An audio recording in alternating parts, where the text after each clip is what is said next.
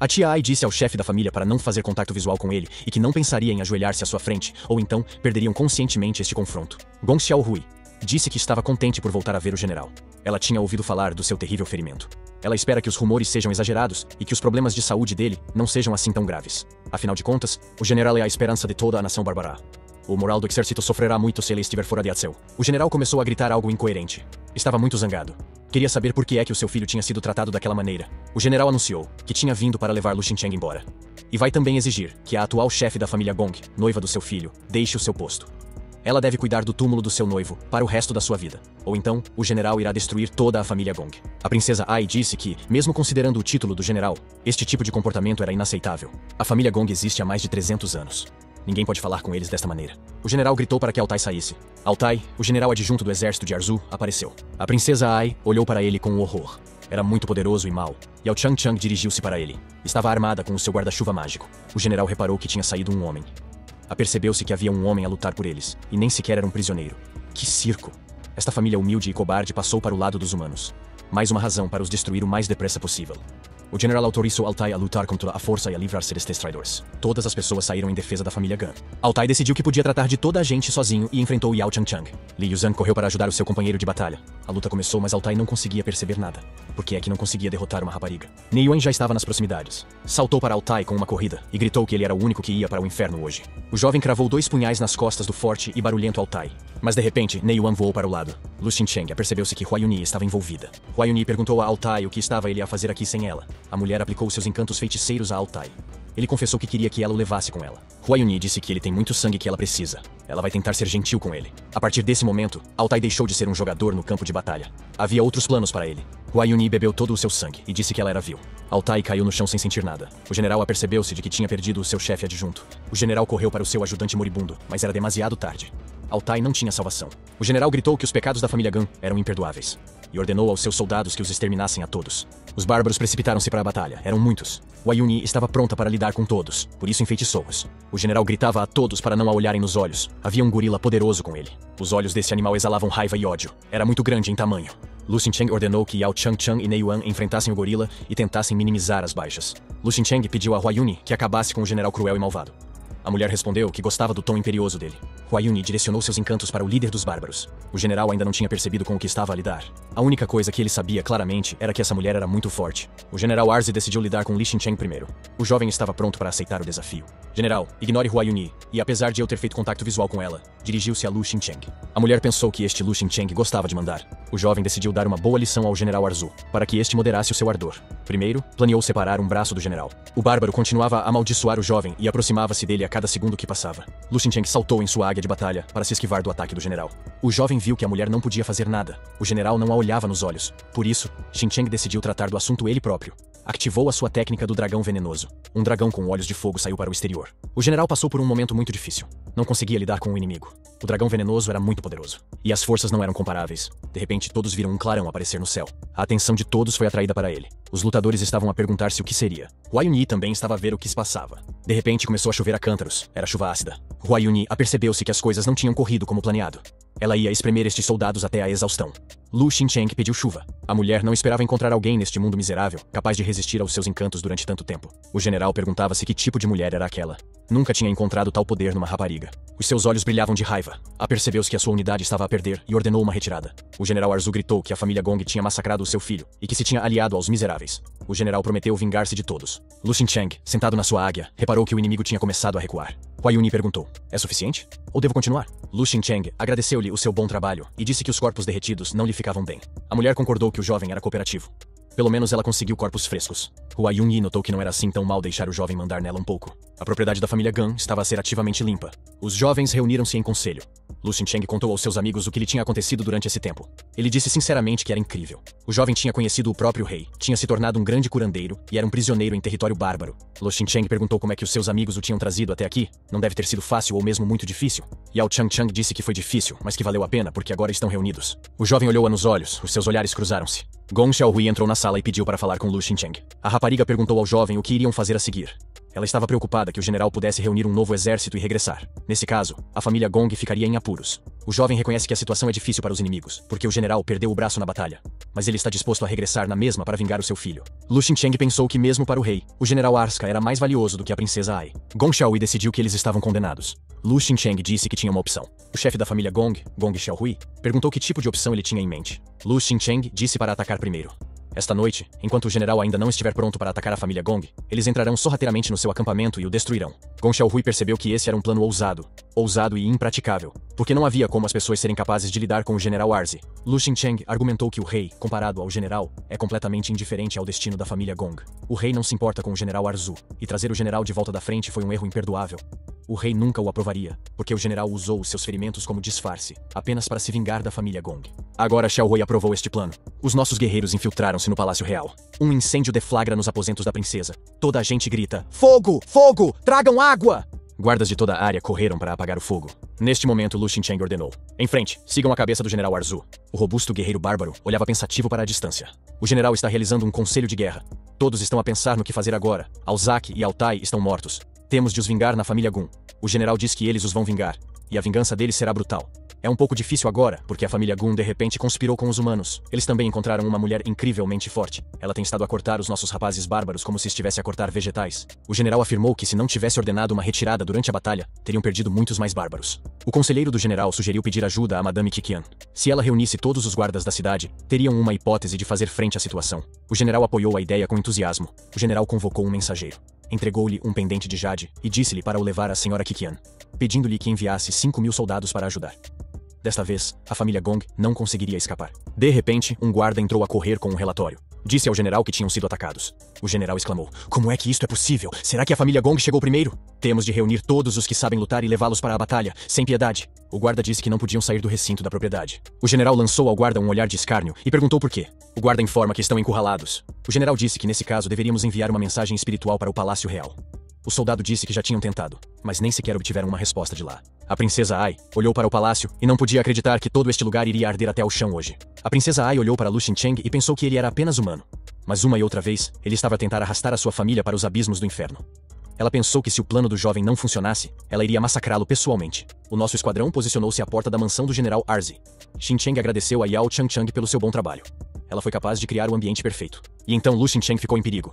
O general Arza apareceu do nada. Tinha a sua arma mais poderosa numa mão. Yao Changchang gritou ao jovem para ter mais cuidado. O perigo estava a pairar sobre ele. O jovem estava concentrado, por isso não podia ser apanhado desprevenido. Um poderoso dragão de energia apareceu e começou a enredar o general bárbaro. O dragão estava pronto para arrastar o general para o abismo do inferno. Lu Xincheng ativou todas as 8 cores do dragão. Ao redor do jovem, o campo de energia zumbia assim. Era incrível. O guerreiro lutava para se manter de pé. Tudo ao redor estava fervendo e entrando em colapso. Não restava nada do general. Ele foi engolido pelo abismo da terra e apenas ruínas permaneceram na superfície da terra. Gong Xiaohui e seus servos viram que Lu Xincheng havia colocado a arma do general Arzi no chão em frente a ela. Todos perceberam que o general havia sido destruído. Lu Xincheng disse que se tudo corresse como planeado agora, o rei iria descobrir em breve o que tinha acontecido e viria pessoalmente investigar o assunto. O jovem olhou para os olhos tristes da nova chefe da família Gong. O rapaz disse-lhe para não se preocupar. Desta vez, ele também a vai ajudar. Lu Xincheng disse que a rapariga devia prometer-lhe algo em troca. A manhã seguinte chegou. Os guardas estão parados. Estão de serviço a guardar a paz do rei. O olhar no rosto do rei sugere que ele tomou uma decisão difícil. O rei decide finalmente que tem de avançar com a sua ave migratória. O rei lembrou-se que o relatório dizia que a família do general Arzi tinha sido dizimada. A família Gong estava realmente tão desesperada que se atreveu a ir contra o general? A princesa Ai disse que a águia das neves era o animal de estimação favorito do rei, que usa uma técnica secreta para se relacionar com ele. Pode pensar-se na ave como um segundo par de olhos para o rei, porque tudo o que a águia vê, o rei também vê. O rei envia sempre o seu fiel pássaro para explorar a área e fazer uma avaliação objetiva da situação. A princesa Ai sabia que se vissem uma águia branca, isso significava que o próprio rei estava a voar para aqui. O jovem pensou em como isto poderia ser usado em seu benefício. Os criados da família Gong deram as boas-vindas ao rei bárbaro. A sua bela Ai veio ao encontro do rei e cumprimentou-o também. O rei foi ter com a sua concubina preferida. O líder dos bárbaros quis abraçar a princesa Ai, mas depois agarrou a princesa pela garganta e gritou aos criados para amarrarem imediatamente todos os membros da família Gong. Segurando a bela Ai ao seu lado, o rei repetiu a sua ordem de fazer toda a gente prisioneira e de não deixar ninguém sair. Os guerreiros começaram a executar as tarefas do rei. Todo o perímetro da propriedade foi cercado. Um dos arqueiros gritou que a família Gun estava a resistir fortemente. Temos de esmagar a resistência e fazê-los todos prisioneiros. O rei disse à princesa Ai: "Foste apanhada. Gong conspirou com os humanos, seus traidores miseráveis." O rei descobriu. A princesa chorou. O rei segurou-a com força pela garganta. Lu Xincheng veio em socorro da princesa. O rei viu e disse que era ele quem procurava. Lu Xincheng confrontou o rei bárbaro. Um avatar gorila veio inesperadamente em seu auxílio. O rei viu isto e apercebeu-se que Wu Hugu estava de conluio com eles. O rei bárbaro ficou furioso. Todos à sua volta são traidores.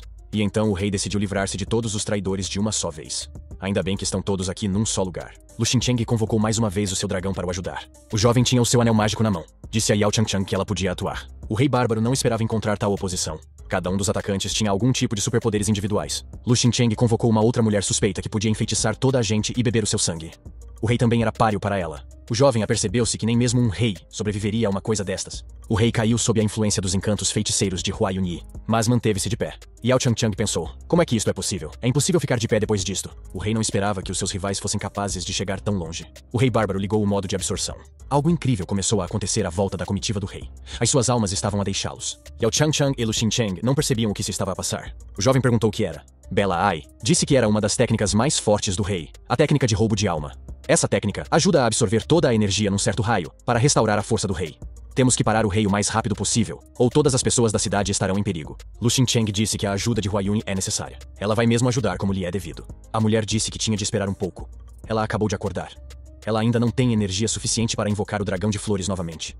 Vai demorar um certo tempo. O rei bárbaro gritou que era imortal e que todos o deviam contemplar. Mas, de repente, o rei tossiu e saiu-lhe sangue da boca. Hugo enfiou a sua espada nas costas do rei. Wu Hugu disse que nem mesmo os reis podem matar pessoas inocentes. Não é nada de pessoal, acrescentou. Lu Xingqiang gritou a Hua Yunyi que esta era a sua última oportunidade. A mulher ficou nervosa e disse ao jovem para não gritar com ela. O rei bárbaro estava a sangrar, mas ainda estava de pé. Os soldados declararam o rei morto. Longa vida para a família Gong. Lu Xingqiang festejou a vitória. Todos aplaudiram e gritaram viva a família Gong. Ninguém queria continuar a guerra. Todos continuaram a gritar viva a família Gong. Viva a família Gong. A princesa Ai disse que era a altura de chamar Xiao Hui, afinal de contas ela é a chefe da família. Xiao Hui fez um anúncio oficial. Ela disse que o rei anterior era um tirano terrível. A guerra estúpida tinha arruinado inúmeras vidas. Por isso, o rei pagou com a sua vida. Xiao Hui disse que com a morte do antigo rei, deve ser eleito um novo rei. Por favor, amem e deem as boas-vindas. A rapariga apresentou o novo rei bárbaro. O novo rei foi saudado por todos os seus subordinados. Lu Xingqiang agradeceu ao seu companheiro de batalha Changchang por o ter ajudado. O jovem decidiu dizer algo à rapariga. A rapariga ouviu com interesse. O rapaz não sabia como iniciar uma conversa. O jovem pensa que este não é o lugar para tal conversa. Disse a Changchun que, antes de dizer alguma coisa, ela devia saber algo mais sobre ele. A propriedade da família Gun. Xiao Hui virou-se para Lu Xingqiang. Ele tinha acabado de regressar de Changchang. Lu Xingqiang perguntou como se devia dirigir a rapariga Xiao Hui, ou ao chefe da família Gong agora. A rapariga disse que tinha deixado a maioria dos seus subordinados a conselho de Lu Xingqiang. Eles já resolveram tudo. Agora, só falta dar a notícia à frente. O jovem diz que está contente porque tudo está a correr bem. O jovem lembra à rapariga o acordo que fizeram. Ele ajuda a elevar a família Gun ao topo. E ela para a guerra com os humanos. O mediador será Lu Xingqiang. A chefe da família Gong disse que se lembrava de todas as súplicas. Hua Yunyi disse que não podia acreditar como um jovem tinha agitado toda a nação bárbara. Ela acrescentou que gostava do jovem. Talvez ela até o deixe segui-la. Xiao Hui disse que não queria ouvir isso. Lu Xingqiang disse a Hua Yunyi para terminar. Lu Xingqiang declarou que não ia ceder à tentação. O seu coração já foi tomado. A mulher achou incrível. Desde o momento em que se conheceram, a força interior deste homem não tinha parado de crescer a um ritmo alarmante. Changchang disse que eles deveriam voltar para o território humano e relatar tudo. Eles se encontrariam quando Lu Xingqiang terminasse seus negócios aqui. Os jovens despediram-se do jovem e foram tratar dos seus assuntos na propriedade do povo. A mulher disse que podia guiar o jovem para os outros mundos como ele quisesse. Que mais assuntos poderia ele ter aqui? O jovem disse que tinha mais assuntos a tratar aqui, e antes de ir para os outros mundos, tinha de se preparar muito bem. Xiao Hui disse a Lu Xingqiang que tinha trazido a pessoa que ele tinha pedido. A rapariga apresentou o mestre a todos. Lu Xingqiang disse que quando estava a tratar a princesa, teve de usar o caldeirão deste jovem. Este caldeirão causou-lhe uma boa impressão. O jovem também confirmou que tinha ouvido falar deste homem como o melhor alquimista entre os bárbaros. Ele teria negócios com ele. Este artesão disse que não faz nada. Tem muitas encomendas, não tem tempo livre. O jovem disse que mostraria ao mestre o que sabia fazer. E o mestre decidiria se ele era digno de atenção ou não. O jovem disse que, quando se trata de curar, a habilidade mais básica é encontrar os materiais necessários em vários minérios. O rapaz prometeu extrair ferro basáltico de um pedaço de basalto. O rapaz confirmou que fundir um pedaço de ferro basáltico a partir do basalto é muito mais difícil do que extrair o metal de outros minérios. O jovem derreteu o caldeirão. Lu Xingqiang começou a explicar as manipulações que estava a fazer com a temperatura para conseguir o efeito desejado. Muitos alquimistas não trabalham dessa forma. As suas ferramentas começam a derreter mais depressa do que o metal. O mestre achou que o tipo sabia do que estava a falar. Mesmo para ele, isto é um grande problema. O jovem continuou e disse que, no entanto, a solução estava na superfície. Ele efetuou as manipulações necessárias no minério de basalto. O artesão interessa-se pela sua tecnologia. Disse que se pode passar sem usar ferramentas. O mestre ficou maravilhado. Como é que tal coisa é possível? Como é que um homem é capaz de trabalhar um pedaço de basalto com as suas próprias mãos? O mestre do caldeirão viu Lu Xingqiang transformar sua energia em uma faca e começou a processar o minério. O melhor mestre de caldeirões entre os bárbaros pensou que o jovem tinha transformado a sua energia espiritual numa faca. Este tipo de técnica requer o melhor controlo da energia espiritual. Há apenas algumas pessoas no mundo inteiro que podem fazer isso. Mostre seu resultado, Lu Xingqiang perguntou. Agora se ele era digno de contratar esse mestre. O mestre disse que não achava que ele ainda pudesse estar tão surpreso. O mestre perguntou o que Lu Xincheng queria dele. O jovem disse que precisava de ajuda para fazer uma marionete. O mestre perguntou: queres mesmo só uma marioneta? O jovem disse que deveria ser uma marionete extraordinária. Lutaria com 100 pessoas ao mesmo tempo, usando o poder do núcleo de ferro do meteorito. Ele já tinha pedido a Xiao Hui para arranjar alguns meteoritos pequenos. Há sempre muitos meteoritos no território dos bárbaros. O jovem espera que, enquanto ele estiver a fazer o núcleo, o mestre se encarregue de fazer tudo o resto.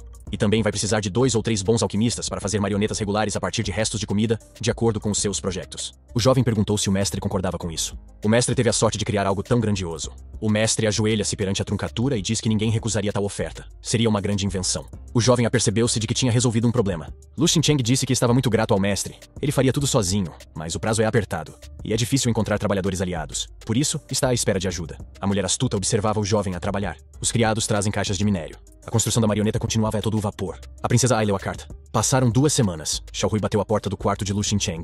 O jovem perguntou por que é que Xiao Hui tinha vindo ter com ele, pois ainda não tinha chegado à altura de tratar a tia. Xiao Hui disse que as pessoas não vão parar a guerra. Desde então, os combates continuam.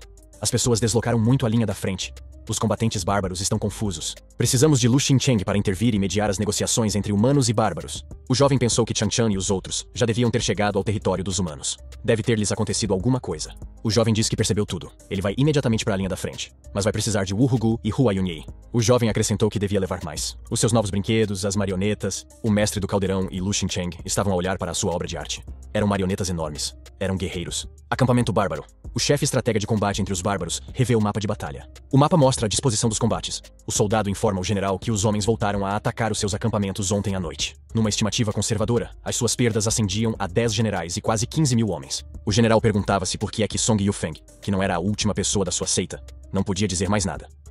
Por que é que ele sabe tão pouco sobre segredos militares? O traidor desculpou-se e disse que já tinha contado tudo o que sabia. Não lhe davam muitas informações no acampamento. E agora que era um traidor, não podia obter muitas informações. Isso não foi suficiente para o general. E o guarda deu um pontapé a Song Yufeng. O guarda disse que o general era demasiado simpático para este traidor. Ele já não serve para nada. É a altura de acabar com ele. Song Yufeng, na defensiva, disse que não voltaria a fazer o mesmo. Ele vai obter mais informações, ainda não sabe onde. O general concordou com o guarda e disse que Song Yufeng era completamente inútil.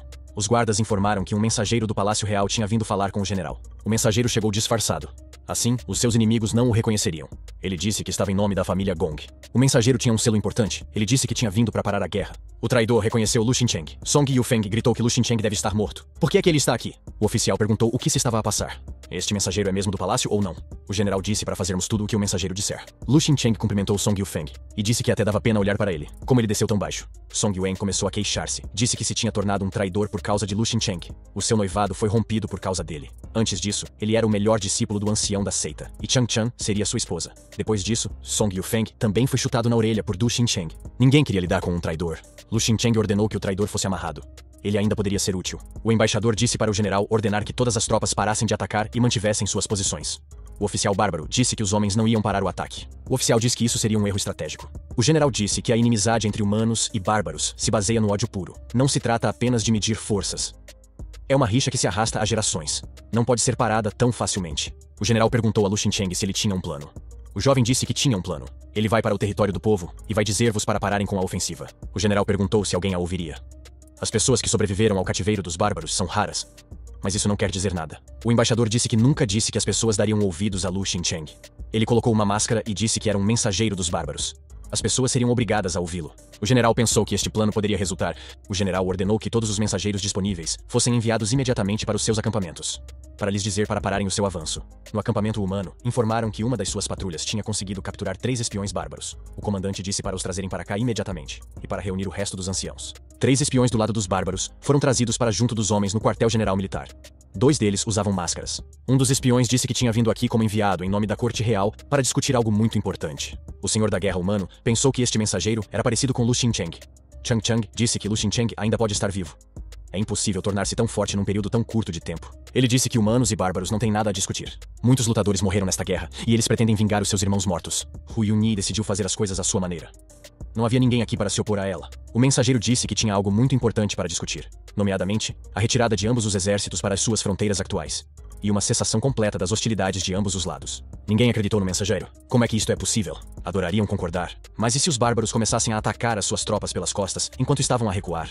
Ou que em 10 anos os bárbaros começariam outra guerra? O embaixador disse que todas as salvaguardas estão lá fora. Todos foram para a área de treino. Havia ali marionetas enormes. As pessoas perguntaram o que eram aquelas estátuas. Afinal, eram apenas 4 bonecos de batalha, embora enormes. Não vão desempenhar um grande papel no campo de batalha. O embaixador perguntava-se com o que os poderia surpreender. O embaixador tinha uma solução para o problema. Sugeriu que cerca de 1.500 bonecos de guerra gigantes poderiam garantir a paz na fronteira. Disse que tinha outra prenda para as pessoas. Vu Hugu atirou o traidor para os seus pés. O ancião reconheceu que se tratava de Song Yufeng. Song Yufeng acordou e percebeu que estava num acampamento humano. O ancião disse que foi ele quem invadiu o território dos bárbaros há 6 meses. E ele desertou para o inimigo, colocando toda a sua equipa em perigo. Ele costumava ser o primeiro discípulo da sua seita. O traidor começou a justificar-se. Disse que tinha sido mal interpretado, que não tinha intenção de trair ninguém. Ele estava apenas assustado e fez a escolha errada. Portanto, ele não é um traidor. O ancião disse que, independentemente do ponto de vista, Song Yufeng traiu a sua equipa. Mesmo a morte mais horrível não era suficiente para ele se redimir. Song Yufeng disse que não queria morrer para ser poupado. Não disse nada aos bárbaros porque não sabia quase nada. O general do povo disse que tinham descoberto onde estava o seu exército, porque Song Yufeng os traiu. Song Yufeng disse que está arrependido e que não há perdão para ele, e pede para ser perdoado.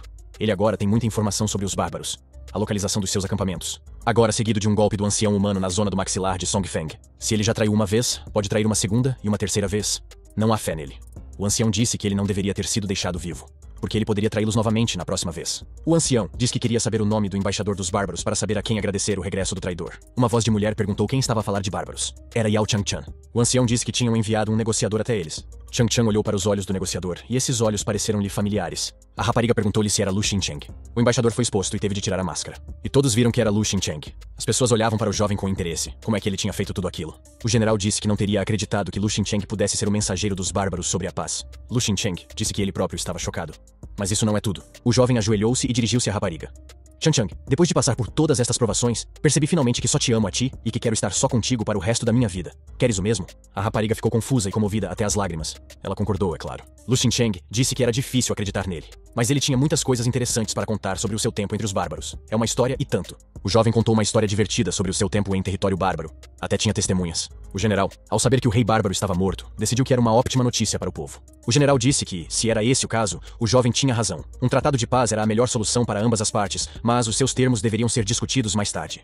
O general disse que devia ordenar o fim da ofensiva. Changchang disse que, uma vez que concordaram em ficar com Lu Xincheng, deviam viver juntos. Lu Xincheng disse que tinha mais uma coisa para lhe dizer. O jovem disse a Shanshan que não era bem Lu Xincheng e que não era bem deste mundo. A rapariga interveio dizendo que não era deste mundo. Ele era originalmente um Chosen de outra dimensão, e nessa dimensão tinha uma noiva, Seilin. Mas a certa altura, quando estava a tentar atravessar para uma nova dimensão, o seu amigo traiu-o, tirando-lhe Seilin, obrigando-a a casar com outro. Cortou para sempre o caminho para o topo. Louco de dor, atirou-se do penhasco. Era suposto morrer ali, mas acordou no corpo de Lu Xincheng. Shanshan disse que agora era claro porque é que ele era capaz de se desenvolver a um ritmo tão rápido. O jovem pediu desculpas por só ter dito isso agora. Ele só pensava que não podia amar mais ninguém para além de Seilin. Lu Xincheng disse que não quer separar-se de Yao Changchang. Não voltará a rejeitá-la, mas também não quer desistir de Seilin. Ele vai tentar salvá-la. Changshan disse que estaria com ele até o fim. Seilin ajudará se necessário. Lu Xincheng ficou satisfeito. Para ele, isso era ótimo. Os jovens abraçam-se, tinham saudades. O esquadrão de embaixadores, liderado por Lu Xincheng, disse que era a altura de regressarem ao território dos bárbaros. O pássaro de guerra já estava à espera deles. O jovem estava perturbado. Será que não se iam despedir dele? O jovem viu Li Zan e perguntou-lhes o que estava a fazer aqui. Lu Xincheng disse para não dizer que tinha vindo para lutar como prometido. Liu Zan disse que queria pedir desculpa por tudo o que tinha acontecido entre eles no passado. Ele era demasiado orgulhoso e egoísta.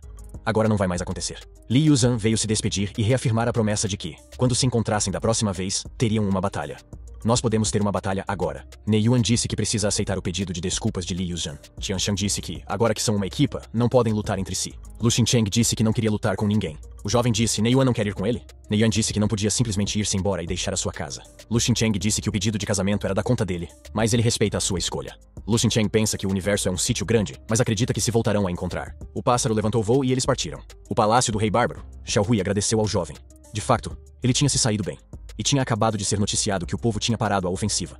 Ela estava prestes a enviar um representante para assinar um tratado de paz. Lu Xincheng disse, é um bom trabalho. Xiao Hui disse que o jovem conseguiu, sozinho, salvar toda a sua família, e por fim a uma guerra que durava há anos. Lu Xincheng e Gong Xiaohui estavam a discutir assuntos políticos importantes. Yao Changchang costumava pensar que este homem era apenas um pouco mais talentoso do que os outros. Mas, na realidade, verificou-se que nem ela era igual a ele. A rapariga sentiu que tinha de se esforçar mais para ser igual a ele. Xiao Hui perguntou quais eram os planos futuros do jovem. Talvez ele queira ficar na terra dos bárbaros. Podia ser um general. O jovem disse que isso não é uma boa ideia. Ele ainda tem alguns assuntos por resolver. Ele acha que alguém está esperando por ele. Lu Xincheng e Yao Changchang chegaram ao novo lugar. O servo fez uma reverência ao seu mestre. Disse para deixar o resto com ele. Ele começou a fazer algum tipo de manipulação mágica. E agora ele decidiu que ela estava pronta. Era uma rapariga que estava deitada de olhos fechados. A jovem criatura começou a recuperar os sentidos. A rapariga acorda e levanta-se. Shang perguntou ao jovem: "É este o seu grande projeto? E o que é que ela pode fazer?" A rapariga parecia não perceber o que lhe estava a acontecer. Lu Xincheng disse que o nome dela seria One Air. Ele será o seu mestre. Lu Xincheng olhou para ela e disse que havia mais para fazer. Yao Changchang concordou com ele. O jovem disse que esta marioneta é o melhor que conseguiu fazer até agora. É muito forte e pode aprender novas técnicas e imitar pessoas comuns. A mulher estranha olhou-a diretamente nos olhos. Pediu a La Xincheng que a levasse emprestada por uns tempos. O jovem recusou. Nem sequer é correto pedi-la emprestada por uns tempos, porque demoraram muito tempo a criá-la. Lu Xincheng perguntou-lhe, enquanto lhe dava pelo menos uma razão pela qual valia a pena emprestar esta marioneta. A mulher estranha disse que a marioneta era como um bebê agora, como uma folha limpa. Ela precisa de ser treinada nas emoções. E isso pode ser feito por aquele que consegue controlar melhor essas emoções. Especialmente porque o jovem quer ir para outras dimensões. Então ela dir-lhe-á onde está a água que conduz aos outros mundos. Todos os presentes ficaram interessados nos outros mundos. Lu Xincheng perguntou, mesmo na dimensão da vida eterna? A mulher astuta fez sinal para que ele se afastasse. Ela perguntou-lhe como é que o jovem sabia da dimensão da vida eterna. Lu Xincheng disse que ele podia contar-lhe algo sobre si próprio. O jovem contou-lhe a mesma história que Yao Changchang tinha contado há alguns dias. Ela não acreditou e pediu uma prova. O jovem disse que a reconhecia como uma súcuba e que, recentemente, ele conseguiu criar uma marionete desse nível usando a chama mais pura de sua própria energia. Súcuba perguntou se Yao Chun não o tinha perseguido naquele dia. O tipo disse que me tinha perseguido. Até o fez saltar de um penhasco. Só que ele não sabe por que é que isso aconteceu a seguir. Sua alma mudou-se para o corpo de Lu Xincheng. O jovem pensa que esta é uma hipótese de vingança, uma oportunidade que ele deve certamente aproveitar. Mas ele não sabe como voltar à sua dimensão. A mulher disse que nunca pensou em ver pessoalmente o escolhido em tal estado. Mas regressar à dimensão da vida eterna não é fácil. Neste continente, continuou a mulher, só há um portão para outra dimensão. E ele leva à dimensão das montanhas e dos mares. E só há um portão que leva à dimensão da vida eterna. Mas este portão está sob o controle de Hua Mingxin. O jovem disse que para regressar à sua dimensão, teria de passar pela dimensão da montanha dos mares. A súcuba respondeu que isso era muito difícil de fazer. A mulher continuou e disse que Hua Mingxin traiu o seu corpo original. Ela tem medo que ele volte para se vingar, por isso está agora à procura do seu corpo. Começaram a discutir os termos do acordo, como ajudarem-se mutuamente. No final, chegaram a um acordo, convinha-lhes a ambos. Ela prometeu levar o seu fardo até o portão da dimensão das montanhas e dos mares. A direção discutiu o que fazer a seguir. Lu Xincheng disse que todos eles são seus associados mais leais. E será que estão dispostos a viajar com ele para outros mundos? Yao Changchang disse que iria até o fim do mundo com ele. Não voltará a deixá-lo sozinho. Wu Hogu também concordou em ver como era noutros mundos. Ele está sempre disposto a aprender coisas novas. Lu Xincheng disse à sua marioneta que ela devia seguir Hua Yunyi. Hua Yunyi disse que não havia maneira de ela acreditar que era uma marioneta. O jovem disse que iam partir dentro de 2 semanas. E agora temos de nos preparar para partir. Lu Xincheng disse que tinha uma coisa a fazer. Ele gostaria de levar a rapariga a algum lado. Os jovens entraram no seu pássaro de guerra e voaram para longe de toda a gente. O rapaz levou-a para uma casa desconhecida. Ela pensou que era a casa de Lu Xincheng. O jovem revelou que este era o lugar onde ele se tornou Lu Xincheng. Estas pessoas tinham se tornado muito queridas para ele. Apesar de passar muito pouco tempo com elas, 229. O jovem notou seu grupo de marionetes correndo em sua direção. Ele não esperava que elas o atacassem. Uma das marionetas tenta atacá-lo. Com um movimento dos dedos, detém-na. Depois, deteve todos os outros. Os seus tios vêm a correr. Os parentes reconheceram-no e gritaram. O jovem mestre voltou. O tio perguntou-lhe se o jovem senhor estava bem. Se está ferido. Estão todos contentes por o ver. Du Xincheng disse que ele estava bem e que não se preocupassem. Perguntou-lhes como estavam. O tio lhe disse que no início estavam um pouco perturbados, mas as marionetas puseram rapidamente as coisas em ordem e agora ninguém lhes tocou com um dedo. Lu Xincheng apresentou a rapariga aos familiares. Disse que o seu nome era Yao Changchang e acrescentou que ela era a sua noiva. O tio Li e o tio Huang ficaram muito contentes por terem conhecido a noiva de Lu Xincheng. O jovem disse que a tinha trazido para formalizar o casamento. A rapariga perguntou por que é que ele não a tinha avisado. O jovem respondeu que queria fazer-lhe uma surpresa. Lu Xincheng disse que tinha enviado o convite de casamento a toda a gente com antecedência. Por isso, os convidados não tardam a chegar. O ancião recebeu um convite para o casamento dos jovens. A equipa de amigos de batalha também recebeu um convite para o casamento. Lu Xincheng perguntou cautelosamente à noiva. Ela não mudou de ideias, pois não? A rapariga disse que não tinha mudado de ideias, mas ainda não há nada pronto para o casamento. O jovem disse aos seus tios para anunciarem que ia haver um casamento. O jovem queria que toda a cidade soubesse disso. Toda a gente na cidade falava do casamento de Lu Xincheng. A informação sobre ele estava em todas as esquinas. Wei Wushufeng também ficou a saber deste casamento. Todas as pessoas da cidade vieram felicitar os recém-casados. As pessoas trouxeram-lhes presentes. Jovem, obrigado a todos. O ancião, que tinha chegado ao casamento por convite, disse ao jovem que ele devia cuidar bem da sua Changchang. O jovem abraçou o ancião e disse-lhe que tomaria conta da noiva. Lu Xincheng viu outro convidado bem-vindo. Era o seu professor. Ele disse que o jovem tinha crescido muito. Ele ficou satisfeito por ver velhos conhecidos da seita aqui. O seu tio também veio ao casamento. Não estava sozinho. Veio felicitar os recém-casados. Wei Wuxuang estava com ele. O jovem convidou toda a gente a entrar. Para Wei Wuxian, ele nem sequer se aproximou de Wei Wuxian. Os recém-casados colocaram-se à frente dos convidados. Todos estavam vestidos de forma festiva. A celebração estava apenas a começar. O tio gritou para que todos dessem as boas-vindas aos recém-casados. Os recém-casados estavam de mãos dadas. A noiva estava coberta com um véu. Os recém-casados estão a passar pela passadeira vermelha. Lu Xincheng não conseguia acreditar que aquilo era real e não um sonho. Desde o seu renascimento, tantas coisas lhe tinham acontecido que ele não se conseguia lembrar de todas. Como ele se tornou Lu Xincheng, como a família Wei rompeu o noivado, e como ele se juntou à seita do deus do sol e da lua. Como conheceu Yao Chanchae quando ele estava a caçar a videira fantasma. Como ele participou das eliminatórias para a viagem ao Salão Sagrado. E depois lutou com Li Yuzhan e prometeram encontrar-se dentro de um ano. Como o Salão Sagrado queria matá-lo, mas ele sobreviveu e encontrou o Tigre Branco e a Videira Fantasma. Eu juntei-me ao exército, lutei contra os bárbaros. Como ele foi capturado. Como ajudou a família Gun a derrubar o rei bárbaro e encontrou uma forma de regressar ao seu mundo. Em apenas 2 anos, ele conseguiu avançar do 5º nível de endurecimento do corpo para o 7º nível do reino divino. E é o que tudo chegou agora. Agora vai casar com a rapariga que ama. Embora o jovem tenha atingido o mesmo nível que na sua vida anterior, está satisfeito com o seu progresso. Os recém-casados aproximam-se dos mais velhos. O tio Li levantou-se do seu lugar e disse que não se devia sentar no lugar do senhor. Lu Xincheng sentou-o de novo e disse que o tio Li tinha sido quem cuidou dele todos os dias desde o dia em que os seus pais morreram. Por isso era ele quem merecia sentar-se naquele lugar no dia do seu casamento. O jovem virou-se para a anciã e disse que Yao Changchang a considerava como sua mãe, o que significa que a trataria da mesma forma. O tio Huan anunciou as boas-vindas aos recém-casados. O criado anunciou a primeira vénia ao céu e à terra. Uma segunda vénia aos mais velhos. A terceira vénia é feita um ao outro. E agora o noivo leva a noiva para o quarto. Wei Wuxian sentou-se à margem e estava triste. Yao Changchang viu tudo. Wei Wuxian achava que os recém-casados combinavam. Eles são o casal perfeito. Ela não é páreo para eles. O jovem disse que hoje não foi um dia fácil. O jovem disse que agora eram uma verdadeira família. Afinal, ele cumpriu a sua promessa. E acrescentou que se ela agora quiser mudar de ideias, a rapariga abriu o véu. Agora é demasiado tarde para mudar de ideias. Yao Changchang disse que nunca mudaria de ideias. A rapariga nomeou Lu Xincheng como seu marido. Os recém-casados beijaram-se timidamente. Quase se misturam com o interior da casa. Uma vela estava a arder em cima da mesa, uma vela estava a arder. Amanhã chega. O amanhecer encontra os jovens onde os devia ter encontrado, no leito nupcial. O jovem acorda. O sol brilha-lhe nos olhos. A rapariga dorme profundamente no seu ombro. Não me apetecia levantar-me. Hoje era um dia de folga. E não há pressa. Ele tinha outras coisas para fazer aqui. Coisas muito importantes. O jovem fecha os olhos. Depois volta a abri-los. Afinal, isto não é um sonho, pensa ele. O jovem levanta-se bruscamente. A rapariga acordou e perguntou-lhe por que é que ele se tinha levantado tão cedo. O jovem abraça a mulher e pensa como é bom estarem casados, e que agora iam ficar juntos para sempre. A minha mulher disse que também estava contente. O jovem disse que como já tinham terminado os negócios aqui, podiam seguir o seu caminho.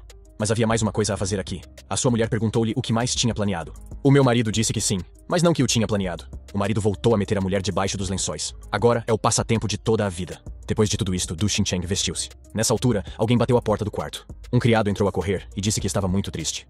O tio Li morreu ontem à noite. Os recém-casados ficaram assustados. O criado disse que, como de costume, foi acordá-lo, mas ele não acordou. Já não tinha pulso. O tio estava morto. Lu Xincheng disse que o tio Li morreu de morte morrida, porque a sua força vital tinha se esgotado. O jovem disse que tinha tido tempo para ver o seu casamento antes de morrer. O jovem agradeceu ao tio Li por ter tomado conta dele e de toda a sua família durante todos estes anos. O jovem reparou que o seu cultivo partido da sua vida passada tinha recuperado completamente. Acho que era isso que lhe faltava na sua vida passada. Talvez seja a superabundância de emoções coloridas. Lu Xincheng disse que deixaria ao tio Hong a tarefa de organizar o funeral. Os presentes do casamento de ontem serão suficientes para o resto das suas vidas. Deixem-nos tratar disso. Eles vão se mudar. Os recém-casados regressaram para junto da família Gun. Perguntam ao jovem quando é que ele vai sair de trás desta dimensão. Ele responde que vai sair agora. Mas ele tinha mais uma coisa a fazer. O jovem pede a Jeming que pergunte aos outros alquimistas se querem ir com eles. Numa outra dimensão, eles precisariam de pelo menos uma base para ficar. Os alquimistas pareciam ser de confiança. A feiticeira disse que muita gente pode atrair atenções desnecessárias. E quanto mais pessoas, mais hipóteses há de alguns os traírem. Min disse que os alquimistas não precisam de fama ou dinheiro, apenas anseiam por novas emoções. Huayuni disse que podiam usar o seu astrolábio. Tem uma secção central para eles e 720 lugares para os criados. O jovem disse que não era uma má ideia, que Gai Min convide toda a gente, mas sem ser forçado. O alquimista disse que sim. Huayuni disse que já tinha preparado o círculo de teletransporte. Por isso, podemos ir diretamente para ele. O círculo de teletransporte preparado ficava bem no limite da floresta. Gemin disse que tinha trazido 1550 alquimistas. Todos eles querem ir para as novas dimensões. Todos se teletransportaram para a dimensão das montanhas e dos mares. O jovem diz que está a caminho. Medida das montanhas dos mares. O círculo de teletransporte de que Huayuni estava a falar. Um esquadrão de viajantes de outras dimensões e alquimistas simpáticos a eles, teletransportados para outra dimensão. Lu Xincheng disse que eles já estão no sítio. Afinal, tudo correu bem. Yao Changchang perguntou onde é que eles estavam agora. E o que vão fazer a seguir. Huayuni disse que não estava aqui há quase 350 anos. Não fazia ideia do que poderia ter mudado aqui. Ela decidiu olhar ao redor e descobrir tudo. Depois disso, ela poderia procurar o caminho para as dimensões da vida eterna. O jovem decidiu que não era necessário afastar-se muito do teletransportador. Sugeriu que todos encontrassem um lugar seguro nas proximidades e que se instalassem lá. Ele, junto com Chang Chan e a marionete, iriam numa missão de reconhecimento. Entretanto, todos os outros estariam a praticar intensamente. O jovem avisou a todos que eles já estavam em outro continente, então aqui, o cultivo deles poderia ser algo comum. Por isso, era preciso ter cuidado. Huayuni disse que ainda tem um mapa do mundo aqui. Se não houve uma grande atualização, talvez este mapa sirva. Deve haver uma cidade algures por aqui. Cidade Nintai. Uma trindade de viajantes a explorar a zona. Os jovens entraram na taberna. Lu Xincheng supôs que era a maior taverna da cidade. Uma pessoa poderia reunir um monte de informações aqui para aprender mais sobre esse mundo. Os jovens locais estão a socializar entre si, e decidiram que o local tem estado muito cheio ultimamente. Um deles sugeriu que deve haver um lugar para colocar as pessoas evacuadas das aldeias destruídas pelas bestas demoníacas. A rapariga sugeriu que podiam fazer um bom lucro se recolhessem materiais das bestas demoníacas. Com o nível de cultivo deles, não havia muito mais a fazer. Os jovens estão a procurar maneiras de ganhar mais dinheiro, caçando bestas demoníacas. Então eles decidem que não podem ficar ricos aqui porque Nintai é um buraco de merda. Mas há um tesouro enterrado algures aqui perto. Eu gostava de o encontrar. Trindade ouvia tudo isso com atenção. Eles não escutam as conversas dos outros, apenas estão a falar alto. Lu Xincheng dirigiu-se aos rapazes locais e perguntou-lhes se podiam dizer-lhe onde poderia obter uma tarefa de nível 5 estrelas aqui. O jovem disse-lhes que a tarefa podia ser pedida ao dono da taberna. A malta local decidiu que os três não pareciam ser cultivadores. O jovem disse-me que as tarefas de 5 estrelas são extremamente perigosas. Por isso, não os aconselhava a envolverem-se neste negócio. O jovem agradeceu os conselhos de todos. O trio aproximou-se do dono da taberna e pediu-lhe que lhes desse uma missão de nível 5 estrelas. Todd disse que eles não pareciam muito fortes. Talvez queiram algo mais fácil. Lu Xincheng disse que o seu objetivo é conhecer o senhor da cidade e que para isso tem de completar a tarefa de nível 5 estrelas. Por isso, ele só precisa desta tarefa. O dono da taberna decidiu honrar o pedido do jovem. O jovem concluiu que é preciso matar uma besta de pelo menos nível 8. Depois, o senhor da cidade pode dar-lhe um tesouro chamado Aldeia de Bolso. Um jovem perguntou o que era uma aldeia de bolso, um nome estranho. O que é que ela é em geral? O dono da taberna explicou que a aldeia de bolso era um tesouro especial feito pessoalmente pelo senhor da cidade. Estes tesouros não podem ser atacados ou defendidos. Apenas um senhor da sua cidade poderia fazer algo assim. Este tesouro tem apenas um objetivo, que é o armazenamento. Este tesouro é do tamanho da palma da tua mão. Mas no seu interior, pode guardar uma aldeia inteira com cerca de 100 pessoas. O jovem estava interessado nisso. Assim ele poderia colocar toda a gente que trouxesse com ele nesta dimensão. Assim, não teria de se preocupar em ser descoberto. É disso que ele precisa. O dono da taberna continua e diz que o seu senhor pode até criar uma cidade de bolso. Ele até já tem 2 dessas cidades. Uma cidade que ele guarda para si próprio. A outra deu a Yao Shi. O dono da taberna até contou um pequeno segredo. Dizem que o tamanho de sua cidade é o dobro de toda Nintai. O jovem percebeu que tinha encontrado o que precisava. Agora tinha de o conseguir. Para isso tinha uma missão a cumprir. O jovem anunciou ao dono da taberna que iam tomar conta desta missão de 5 estrelas. O dono da taberna deu também ao jovem um pendente de jade. Explica que se trata de um sinal de socorro. Quando estivessem numa situação desesperada e não pudessem fazer nada, deviam partir o pendente e ir em seu auxílio quando os vissem. Se virem alguém a pedir ajuda, também devem ir em seu auxílio. Um jovem perguntou se esta era uma regra que se aplicava a toda a gente. O dono da taberna explicou que o senhor esperava que houvesse competição e cooperação entre os artistas marciais.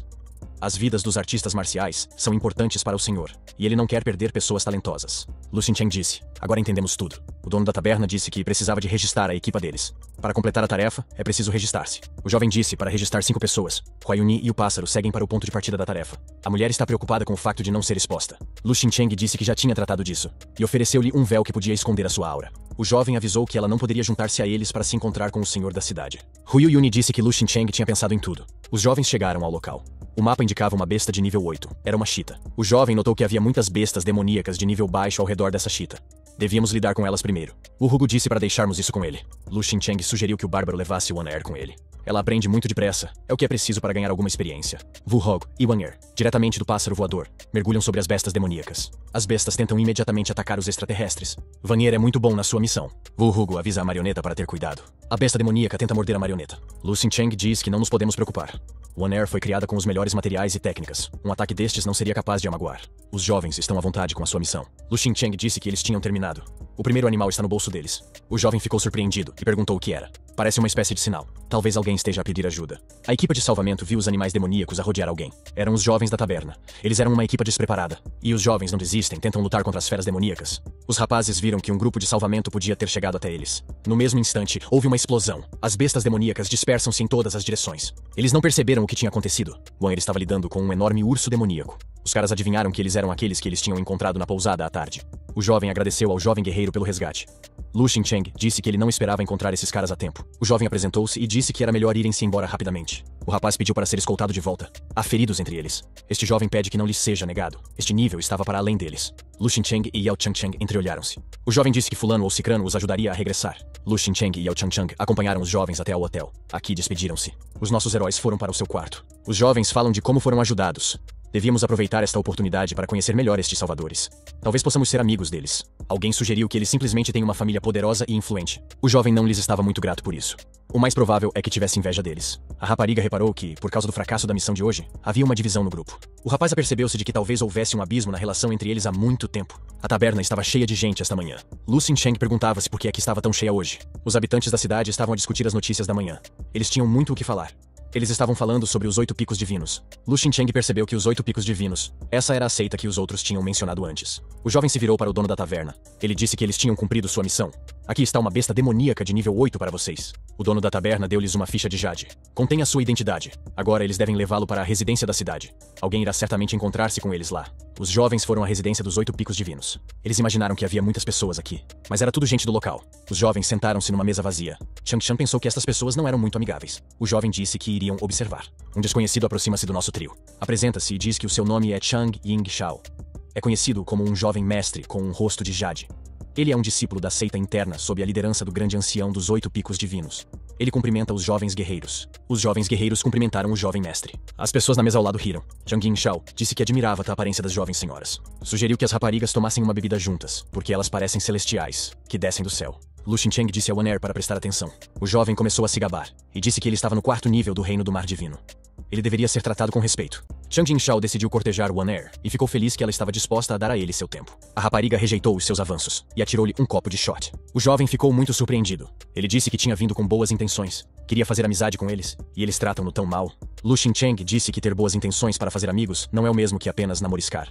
O jovem acrescentou que não quer ser amigo de pessoas como ele. Chang Ying Shao disse que não se atrevem a difamá-lo. Ele nunca foi maltratado por uma mulher. Nunca uma mulher tinha abusado dele a este ponto. Ele não vai tolerar isso. Chang Ying Shao disse que a sua raiva era muito perigosa. O que ele viu realmente impressionou-o.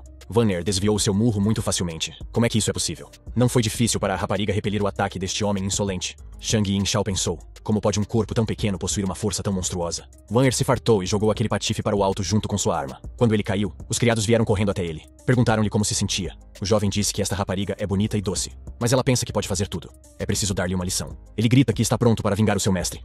E precipitou-se para a batalha. Foi esse o seu erro. O criado ficou furioso. Ele pensou que ia vingar o seu mestre. Lu Xincheng imaginou como seriam os 8 picos divinos. Há apenas um bando de escória aqui. Disseram-lhe que ele não se atrevia a dizer isso. Eles iriam ensinar-lhe uma lição agora. Mas Wan-Er lidou com a ameaça facilmente. Os atacantes ficaram surpresos. Eles pensaram que essa arma espiritual de nível celestial, que normalmente cortava ferro como lama, foi parada por uma mão nua. Como tal coisa poderia ser possível? E Wan-Er era invencível. Ela agarrou as armas dos oponentes e a quebrou em migalhas com uma mão. O atacante ficou doente e começou a tossir sangue. Um ancião dos 8 picos divinos apareceu. Ele pensou que essa garota era realmente extraordinária. Ela foi capaz de pegar o martelo de Chang Ying Shao com suas próprias mãos. E foi capaz de quebrar a arma espiritual celestial. Quem são eles, afinal? O senhor da cidade e o general vieram até o local. Pediram desculpa por terem feito toda a gente esperar. Todos cumprimentaram o general e o senhor. O senhor disse que tinha ouvido falar que uma nova equipa de talentos tinha chegado à cidade. Não são vocês? O senhor continuou e disse. Apenas uma equipa de 5 pessoas derrotou uma besta demoníaca de nível 8. Ele deve estar a falar deles. E uma pergunta complementar. Qual é o seu nível de desenvolvimento? O jovem se apresentou e disse que seu nome era Lu Xincheng. Ele cumprimenta o senhor da cidade. Ele está atualmente no 7º nível do Reino do Mar Divino, e no 4º nível do Reino do Mar Divino. Os jovens disseram que isso era impossível. O senhor da cidade notou que se todos eles estavam nesse nível, eles eram realmente jovens guerreiros excepcionais. De onde eles vieram? O jovem disse que eles eram de uma seita muito pequena. Eles vivem nas montanhas. Não vão a lado nenhum. Os 3, ao ouvirem isto, ficaram muito surpreendidos. O senhor disse, sem surpresa, que o jovem é um discípulo sênior da sua seita. Lu Xincheng notou que eles estavam sendo tratados como discípulos de alguma grande seita. Isso não é uma coisa má. O jovem notou que essa era a primeira viagem deles pela montanha. Ele pediu para não revelar a localização deles. O senhor pergunta se pode ser-lhes útil. Qual era o seu objetivo ao visitar a cidade? O jovem disse que tinha um pedido a fazer. O senhor respondeu que, se ele queria uma cidade de palmeiras, teria de lhes dar um desgosto. Ele já deu uma cidade. A outra não a daria a ninguém. É um tesouro ancestral. Levou gerações a ser criado. Lu Xincheng respondeu que uma vez que o presidente da Câmara se recusa, não o vai obrigar a fazê-lo. Ele tinha mais uma pergunta. Como ir para outro mundo através da formação de teletransporte? O Lorde disse que era fácil de fazer. No mundo da montanha e do mar, há apenas uma formação de teletransporte que leva a outros mundos. Ela pode ser encontrada na cidade de Fei Yaoxi. Para poder ir para outros mundos, é preciso preparar um selo de mestre e escrever uma carta de recomendação. O jovem pensou que devia preparar tudo. O mestre disse para não criar mais problemas para a seita. Não devemos ter nenhum problema. Estes jovens são muito fortes, e são muito difíceis de lidar com eles. O senhor disse que agora iriam ao que interessa. Ele disse para todos olharem para o pergaminho. Ele mostra a localização de uma besta serpente de nível 10 e 9 cabeças. É preciso lidar com ela. O jovem pensou que o poder de combate desta besta estava no 11º nível. O senhor acrescentou que, além da cobra de 9 cabeças, há muitas outras bestas demoníacas de nível 4 na área. Há algo em torno de 200 delas. A dificuldade é que só é preciso enviar uma equipa muito pequena para que ela possa bloquear essas bestas. Foi a equipa que se recusou, porque decidiu que não conseguia lidar com isso. O jovem pede que o lugar seja deixado à sua equipa. O senhor disse que esta já não é uma missão de 5 estrelas. Estas bestas não vão atacar uma de cada vez. Vão enxamear. O jovem guerreiro disse que tinha uma forma de lidar com elas. O senhor disse que a única maneira era se o general viesse em seu auxílio. O senhor da cidade começou a explicar como caçar corretamente estas feras. Dá conselhos importantes. Aparece outro capitão de equipa. Disse que a sua equipa também podia fazer esta tarefa. O senhor da cidade avisa todos para terem cuidado. O jovem começa a explicar como se deve comportar quando se caça animais demoníacos. O general sugeriu que o senhor confiasse nestes jovens, porque eles são a melhor ajuda disponível atualmente. De qualquer modo, não há outro plano. O senhor da cidade preparou uma sala de descanso para os jovens. Aqui eles podem descansar antes da batalha. Lu Xincheng disse que queria praticar um pouco esta noite. Chang Chan pode ficar com Wang Er. Encontramo-nos mais tarde. O jovem instalou-se na cama e começou a refletir. O seu nível de desenvolvimento atual é o 7º nível do Reino Divino. Ele podia agora começar a desenvolver a 8ª técnica divina do trovão e do relâmpago. O jovem começou a meditar e a praticar. Estava ali bem, mas fechou os olhos e começou a imaginar. Uma pequena serpente branca apareceu na palma de sua mão. Havia mais e mais cobras. O jovem abre os olhos de repente. Ouve-se um barulho do lado de fora da janela. O jovem olha para fora. Seria uma forma de atrair uma cobra para fora de um buraco ou um tigre para fora de uma montanha? Quem poderá ser? O jovem pensa. Quem é que o convida a ir à sua casa a altas horas da noite? Lu Xincheng caminhou pela cidade noturna. Viu alguns jovens que estavam a descansar. A sua atenção foi atraída por um casal. O jovem olhou para o homem e pensou que ele era de uma equipa rival. O jovem disse ao homem que esse cara não possuía um alto nível de desenvolvimento, mas ele foi capaz de matar uma besta de 8º nível. Deve haver tesouros extraordinários escondidos no seu corpo. Há também uma rapariga bonita a andar com eles. O homem disse ter capturado Lu Xincheng para ele. Os atacantes perguntaram-se por que é que este jovem não estava a fugir. Lu Xincheng disse que não tinha intenção de fugir. Agora ele vai mostrar a todos o que pode fazer. O rapaz decidiu usar as suas técnicas de luta. O vilão com a espada decidiu atacá-lo. O nosso herói atirou de uma só vez. Os vilões decidiram atacá-lo todos juntos. Lu Xincheng decidiu que o atacante preferia uma luta de grupo. Decidiu retribuir o favor. E ativou as suas marionetas. Bem, amigos, não sei quanto a vocês, mas eu gostei deste manhua. O enredo em si é bastante interessante e intrigante. Por isso, se gostaram do vídeo, subscrevam o canal e escrevam um comentário sobre o que gostaram exatamente. E para uma nova parte deste trabalho, vamos recolher 1000 gostos sobre este vídeo. Tudo de bom, até breve.